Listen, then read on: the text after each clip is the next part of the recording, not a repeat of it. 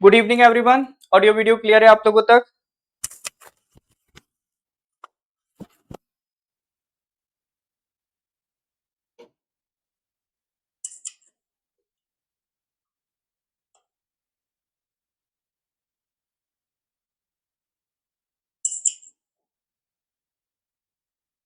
हाँ जी sir, confirmation दीजिए audio video का। हाँ जी सर, कंफर्मेशन दीजिए ऑडियो वीडियो का। हाँ जी सर।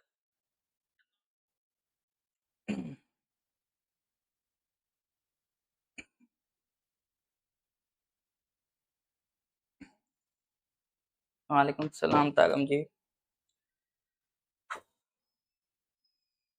ठीक है सर, जून का करंट अफेयर्स हम लोग डिस्कस कर रहे थे।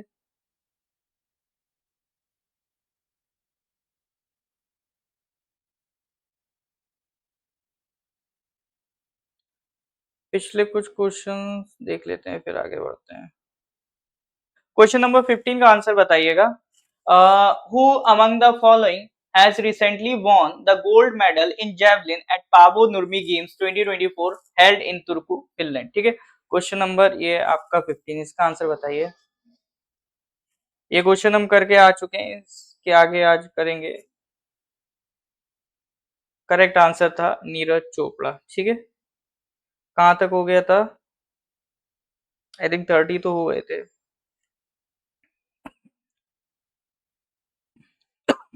हाँ जी सर, तो क्वेश्चन नंबर 30 तक हो गया था। पिछली क्लास में हम लोगों ने क्वेश्चन नंबर 30 कर लिया था। Nagi and Nagti bird sanctuary have been recognized at wetlands of national importance. ठीक है, तो ये कहाँ पर है आपका? Nagi and Nagti bird sanctuary are in, ये आपका बिहार में। ठीक है, तो ये क्वेश्चन नंबर 30 तक हम करके आ चुके थे। इसके आगे आज हमें स्टार्ट करना था। ठीक है, तो आप लोगों में से आज फर्स्ट क्लास किस किस का है? फर्स्ट क्लास वाले कौन कौन है?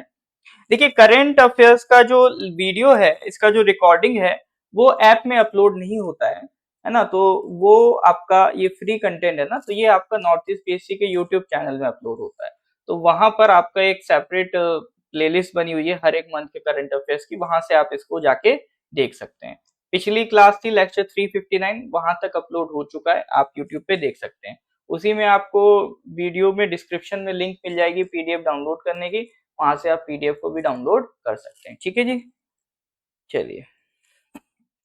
हाँ, तो जिनका भी फर्स्ट क्लास है, एक बार जून का जो पहला क्लास था उसकी रिकॉर्डिंग नॉर्थ ईस्ट पीएससी के यूट्यूब चैनल पे मिल जाएगी। जून 2024 करंट अफेयर्स नाम से प्लेलिस्ट है, उसको देख लीजिएगा। तो जो बेसिक बात है ना सर, कितना आप करंट अफेयर्स पढ़ना है और कैसे नोट्स बनाने हैं, ये सारी जो बेसिक बातें वो मैंने डिस्कस कर रखी। हर महीने के करंट अफेयर्स की पहली वीडियो में मैं वो सारी बातें आपसे डिस्कस कर लेता हूँ। ठीक है, चलिए, तो 30 के बाद स्टार्ट करते हैं। 30 के बाद आ जाओ क्वेश्चन नंबर 31 पर। ये आज का पहला सवाल है, ये रहा आपकी स्क्रीन पे।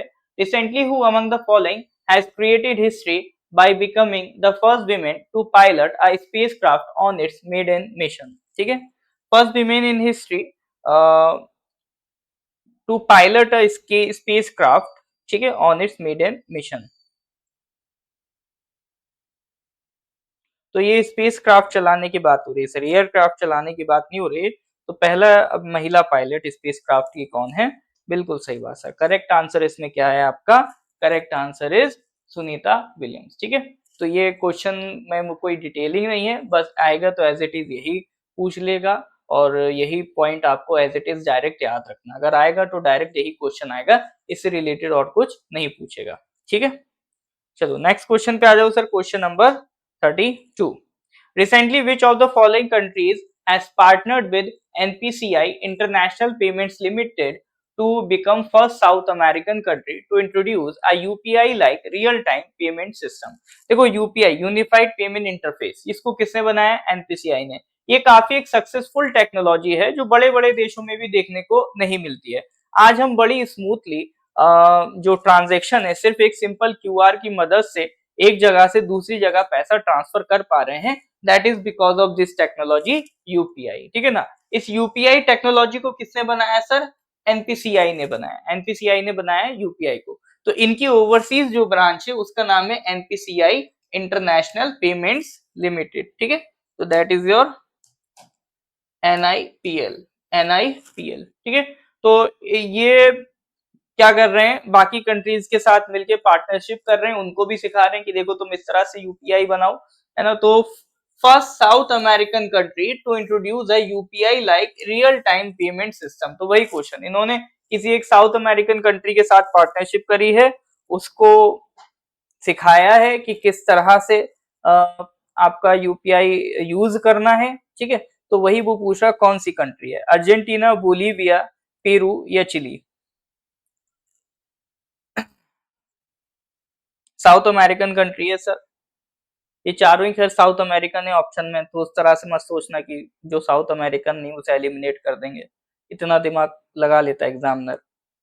हेड कांस्टेबल वालों का हाँ कल एडमिट कार्ड आ जाएगा, कल 2 तारीख है, 2 तारीख से उनका एडमिट कार्ड लॉन्च हो रहा है, डाउनलोड कर लें।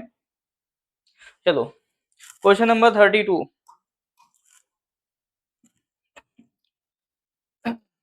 करेक्ट आंसर इज पेरू, ठीक है। ये जो आपका यूपीआई लाइक जो पेमेंट स्ट्रक्चर है, ये एनपीसीआई ने किसके साथ पार्टनरशिप करी है, पेरू के साथ पार्टनरशिप करी है, ठीक है। सॉरी पेरू नहीं है, एक मिनट एक मिनट, करेक्ट आंसर इसका क्या है, हाँ हाँ,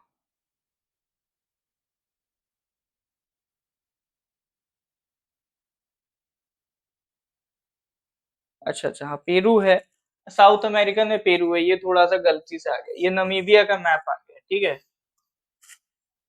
ये नमीबिया वाला आ गया, ये मैं हटा दूंगा, चेंज करवा दूंगा, ठीक है। तो ये पेरू होगा आंसर, बट ये गलती से नमीबिया का कंटेंट आ गया। अब चलो जब नमीबिया आ गया तो नमीबिया देख लो सर, ये अफ्रीकन कंट्री है, ठीक है, अफ्रीकन कंट्री है। तो ये नाबिब डेजर्ट आपको यहाँ पर देखने को मिलेगा इन नमीबिया। पेरू नहीं आया, कोई बात नहीं, ठीक है। अगले क्वेश्चन पे आ जाते हैं सर, क्वेश्चन नंबर 33, क्या हो गया ये,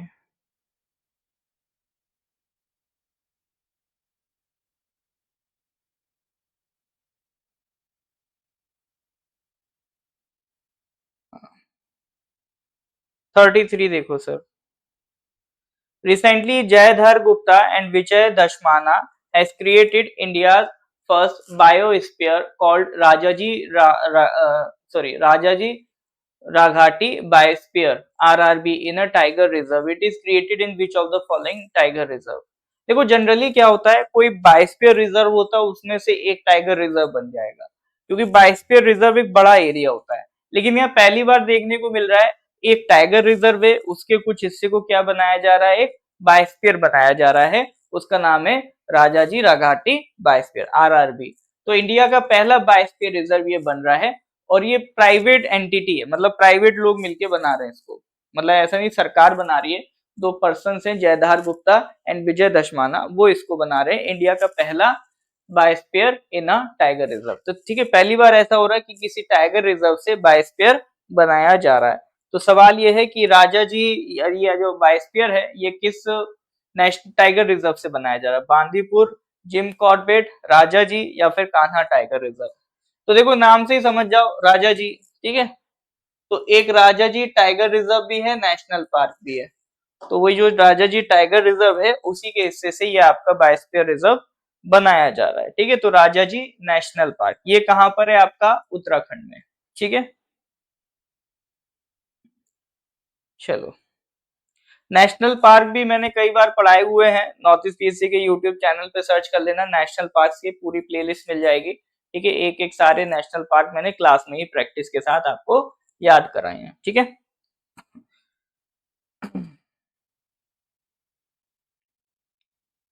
हाँ जी, अभी तो नहीं करेंगे, जब ये बन जाएगा, अभी तो इस पे काम चल रहा है। और फिर उसमें भी आपका क्या कहते हैं, जो अदर है लाइक उसमें भी दो तरह से बायोस्फीयर रिजर्व आप पढ़ते हो, एक होते हैं जो नेशनल रिकॉग्नाइज होते हैं, एक होते हैं आपका यूनेस्को रिकॉग्नाइज, ठीक है। तो दो तरह से बायोस्फीयर रिजर्व पढ़ते हो। हाँ मैं बताता चलता, अगर लिस्ट मैंने ऐड करी होती ना तो मैं बताता चलता, वो लिस्ट रह गई बायोस्फीयर रिजर्व की ऐड करने को। चलो कभी दोबारा आएगा उसको देख लेंगे। बाकी बायोस्फीयर रिजर्व भी मैंने सारे पढ़ाए हुए हैं, तो ठीक है, नॉर्थ ईस्ट पीएससी के यूट्यूब चैनल पे चले आओगे तो बायोस्फीयर रिजर्व सर्च कर लोगे, उसमें मिल जाएगा कंटेंट, ठीक है, वो भी पढ़ाया हुआ है सारा आपका।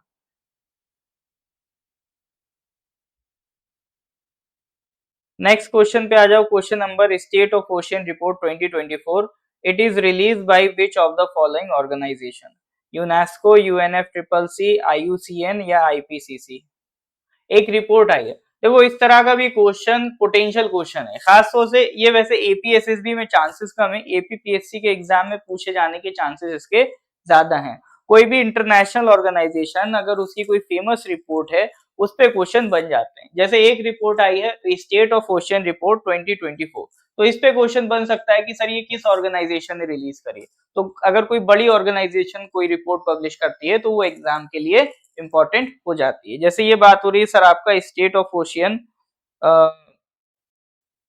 Report 2024, it is release by which of the following organisation?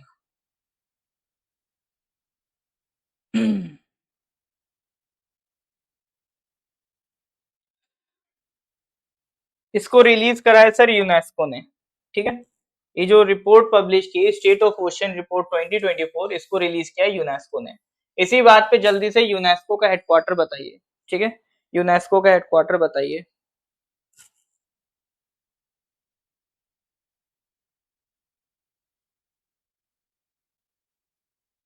बाकी का अच्छा, बाकी नेशनल पार्क ऐसा थे, वो कान्हा वाला छोड़ दो तो बाकी सब उत्तराखंड के ही थे। नहीं नहीं सॉरी, बांदीपुर वाला वो नहीं है, बांदीपुर और कान्हा छोड़ के।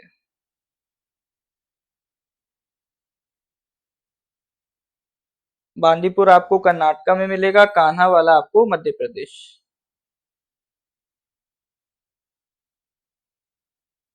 यूनेस्को, हाँ, यूनेस्को का हेडक्वार्टर न्यूयॉर्क नहीं है, हर किसी का न्यूयॉर्क नहीं लगाना होता है, तो इसका है पेरिस, ठीक है, इसका हेडक्वार्टर है पेरिस, फ्रांस। आपके जो मेन काम की बात है वो ध्यान रखनी है ये कि यूनेस्को का हेडक्वार्टर कहाँ है, बहुत इंपॉर्टेंट क्वेश्चन है, कभी भी पूछा जा सकता है।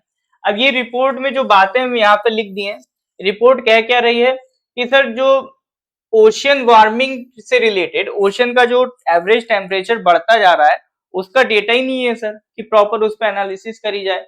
A critical gap in data and research on accelerating ocean warming, तो डेटा की इनएडिक्वेसी है।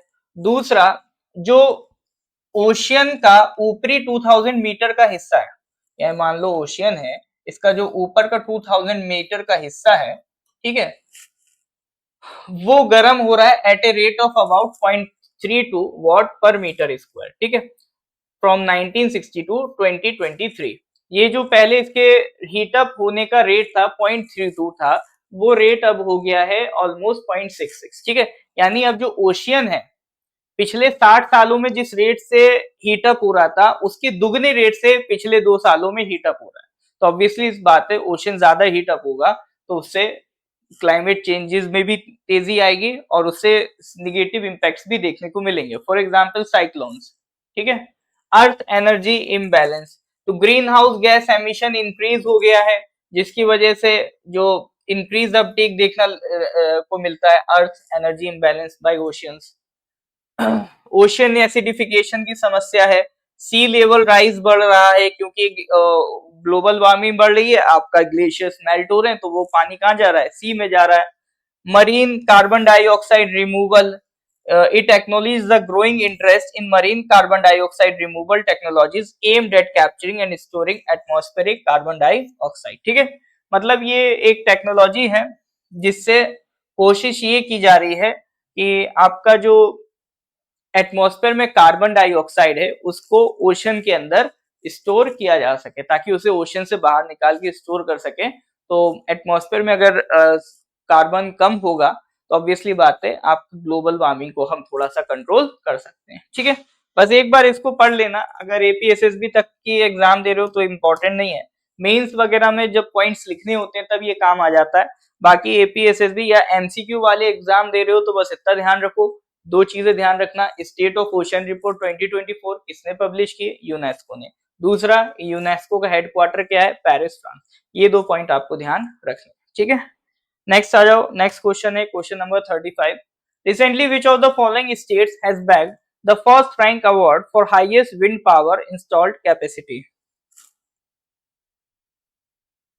Which of the following state has bagged the first rank award for highest wind power installed capacity? ध्यान रखना यहाँ सोलर पावर की बात नहीं हो रही है, वरना सोलर के हिसाब से आंसर दे दो, विंड पावर की बात हो रही है। फर्स्ट रैंक किसकी आई है, तो इसका आंसर दीजिए।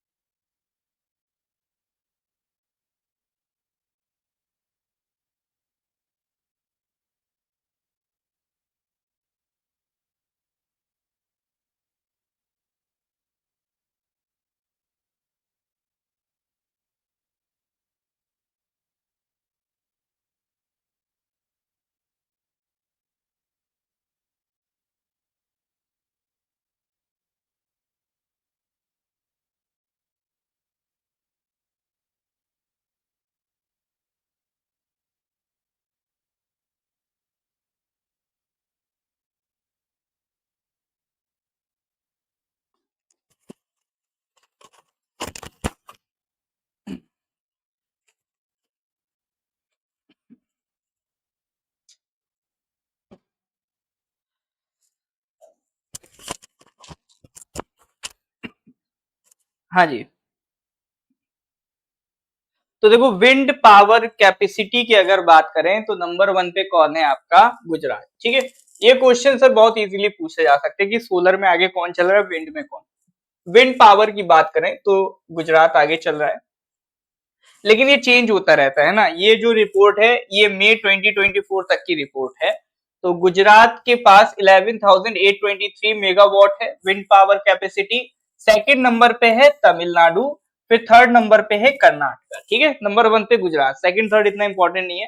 अब जब बात हो रही है सर विंड पावर की, तो सोलर पावर का भी मैंने यहाँ पर मेंशन कर दिया है। सोलर पावर में अगर आप देखोगे तो गुजरात नंबर 1 पे है, also had इतना solar power capacity and stands, sorry Gujarat number 1 पे नहीं है, नंबर 1 पे है राजस्थान और Gujarat is on second number. ठीक है, तो विंड पावर में अभी जो रिपोर्ट्स आ रही हैं उसके हिसाब से विंड पावर में नंबर 1 पे गुजरात चल रहा है और सोलर पावर में नंबर 1 पे राजस्थान चल रहा है। ठीक है, इसको ध्यान रखिएगा। और जो सोलर पावर में नंबर 1 पे है, तो एक आंकड़ा भी थोड़ा सा ध्यान रखना कि देख रहे हो सर 22,000 मेगावाट सोलर पावर से जनरेट हो रहा है, और जो हाईएस्ट गुजरात में है वो कितना, 11,000। यानी जो सोलर पावर है वो करेंटली डबल चल रही है किसका, विंड पावर का। तो ये 2-4 फैक्ट है, ध्यान रखिएगा। नेक्स्ट आगे बढ़ते हैं। नेक्स्ट आगे बढ़ते हैं, क्वेश्चन नंबर 36। 36 बताओ सर, 36 क्या है। As per recent information, who among the following will be honored with the Dilip Bose Award for Lifetime Achievement? नर सिंह, नंदन बाल, रमेश कृष्णन, रोहित राजपाल। बताइए sir. As per recent information, who among the following will be honored with Dilip Bose Award for Lifetime Achievement? नर सिंह, नंदन बाल, रमेश कृष्णन, रोहित राजपाल। देखो ये awards and honour के section का question है। अवार्ड्स एंड ऑनर के क्वेश्चन आपके एग्जाम में आते रहते हैं। तो दिलीप बोस अवार्ड की बात आ रही है, तो यहाँ पर थोड़ा सा जानेंगे कि दिलीप बोस अवार्ड किस चीज के लिए मिलता है। ठीक है, क्वेश्चन से तो अभी कुछ पता नहीं चल रहा है। हाँ जी, तो ये स्पोर्ट्स का सवाल है, इतना मैं हिंट दे देता हूँ। ठीक है, अब बताइए क्या होगा सर करेक्ट आंसर।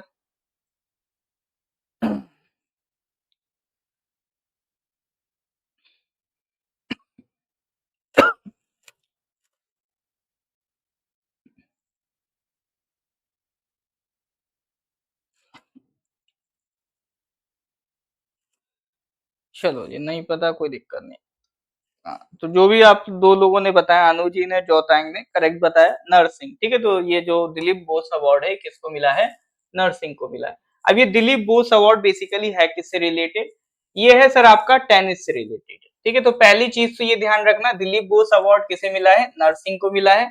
दूसरी चीज ये ध्यान रखना किससे रिलेटेड है सर, टेनिस से रिलेटेड है। ठीक है, all India tennis association and announce the Dilip Bose award for lifetime achievement to coach Narsingh. Lifetime achievement के लिए कोच नरसिंह को ये अवार्ड दिया गया है, ठीक है।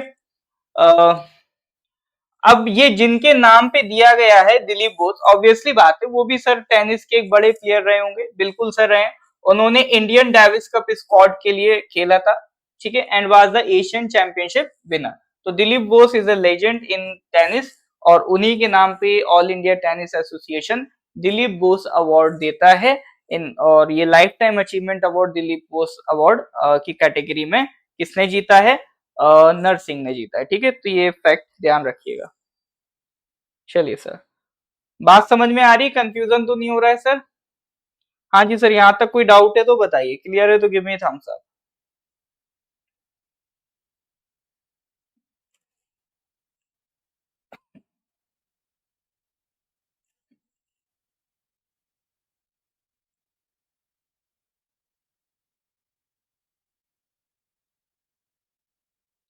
ठीक है, चलिए अगर समझ में आ रहा है तो अगले क्वेश्चन पे आ जाइए सर, क्वेश्चन नंबर 37 पे। 37 पे आ जाइए। Recently Indian shooter Sarabjot Singh, अब तो सरबजोत सिंह को और जान गए होंगे सर आप लोग, ठीक है, has won the gold medal in the men's 10-meter air pistol event at the ISSF World Cup 2024. This tournament was held at which of the following places? Madrid, Berlin, Cairo, Munich, ठीक है।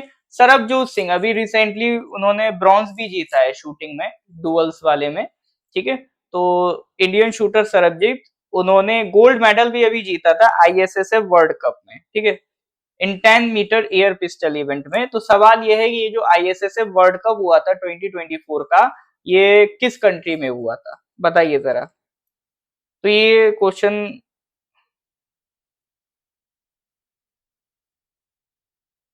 वहां thunder हो रहा है, Delhi wonder हो रहा है sir. Delhi में आपको लेक्स मिल जाएंगे, वाटरफॉल्स मिल जाएंगे जगह जगह पर।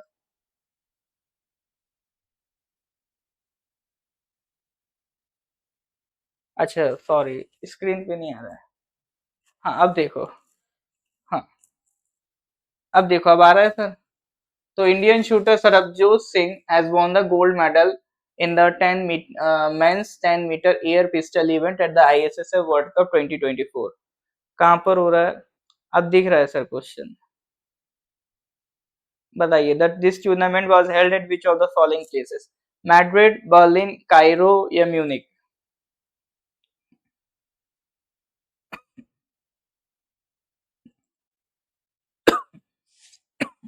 बिल्कुल सही बात sir, correct answer is Munich Germany, ठीक है। तो ये जो आपका वर्ल्ड कप हुआ था, ये कहाँ पर हुआ था? म्यूनिक जर्मनी में।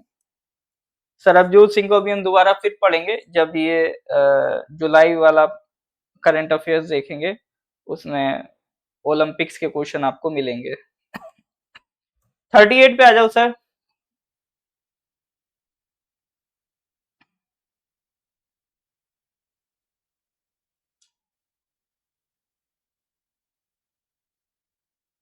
38 का आंसर बताइए।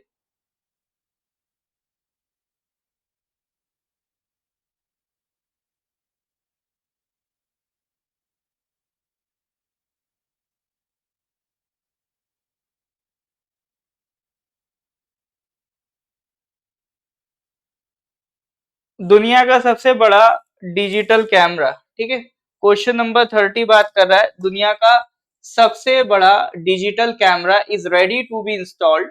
This camera is being installed in which of the following countries? सीधा क्वेश्चन है, दुनिया का सबसे बड़ा डिजिटल कैमरा इंस्टॉल हो रहा है, वो कहां पर इंस्टॉल होने जा रहा है? ब्राजील, पेरू, अर्जेंटीना या फिर चिली? बिल्कुल सही बात sir, correct answer is Chile, ठीक है। Next question number 39। Recently, ISRO has collaborated with which of the following space agencies on a new satellite mission called Trishna to monitor and mitigate climate change? ठीक है, तो एक नया आपका satellite है तृष्णा, जो क्लाइमेट चेंज से रिलेटेड मॉनिटरिंग और उसको कंट्रोल करने का काम करेगा। तो सवाल ये है, इसरो ने किसके साथ कोलैबोरेट करके ये सैटेलाइट डेवलप किया है? ISRO plus which of the following agency have collaborated for the satellite Trishna। ठीक है, ये क्वेश्चन भी आएगा तो इसी तरह से डायरेक्ट आएगा।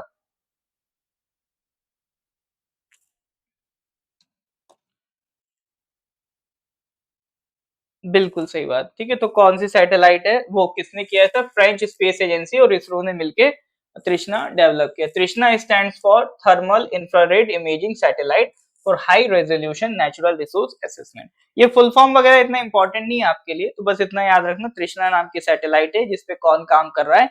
इसरो काम कर रहा है और फ्रांस की स्पेस एजेंसी काम कर रही है। ठीक है,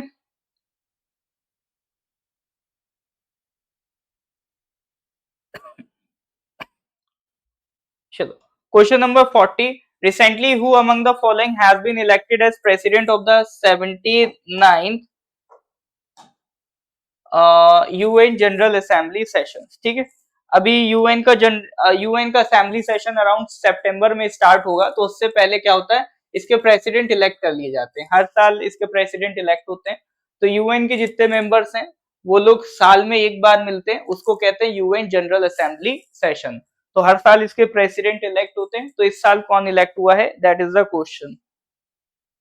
यूएन जनरल असेंबली में देखो, यूएन में 6 मेन ऑर्गन्स होते हैं ना, जैसे उसमें से एक हो गया यूएन जनरल असेंबली, उसी का ऑर्गन है। एक है यूएन सिक्योरिटी काउंसिल, एक है आपका ट्रस्टीशिप काउंसिल, एक है इकोनॉमिक एंड सोशल, इकोसॉक कहते हैं, इकोनॉमिक एंड सोशल काउंसिल। ठीक है, एक है आपका कोर्ट ऑफ जस्टिस, वो भी इसी का पार्ट है। कितने हो गए, एक और कोई बच रहा है? एक और कौन सा बच रहा है सर, यूएन के जो प्रिंसिपल ऑर्गन्स हैं? हाँ, एक वो सेक्रेटेरिएट, यूएन का सेक्रेटेरिएट। ठीक है, तो ये 6 उसके प्रिंसिपल ऑर्गन्स होते हैं। उसमें से एक है यूएन जनरल असेंबली, तो इसका हर साल सेशन होता है, हर साल इसके प्रेसिडेंट इलेक्ट होते हैं। इस साल कौन इलेक्ट हुआ है, दैट इज द क्वेश्चन। तो इसके करेक्ट आंसर की अगर हम बात करें तो करेक्ट आंसर इज फिल्मन यांग। ठीक है, करेक्ट आंसर इज फिल्मन यांग। चलिए, तो आज सर इतना ही, 40 तक करेंगे। एक्चुअली थोड़ा सा कंटेंट का मिसमैच हो गया है, मतलब मैंने जहां पर ये आगे के क्वेश्चंस रेडी किए थे वो फाइल अभी मेरे पास नहीं आ पाई है, वो शायद थोड़ा सा मतलब मिसमैच हो गई है, पुरानी वाली पीपीटी आ गई है। ठीक है, तो वो मैं नेक्स्ट क्लास में उसको करेक्ट कर दूंगा। ठीक है सर, चलिए, तो इसके आगे के क्वेश्चंस फिर हम लोग अगली क्लास में देखेंगे। ठीक है सर, कोई डाउट होने से आपका ग्रुप है उस पर क्वेश्चंस पूछ लीजिए, इसका रिकॉर्डिंग आपका नेक्स्ट क्लास में अपलोड हो जाएगा। मिलते हैं फिर सर अगली क्लास में, till then goodbye, have a nice day.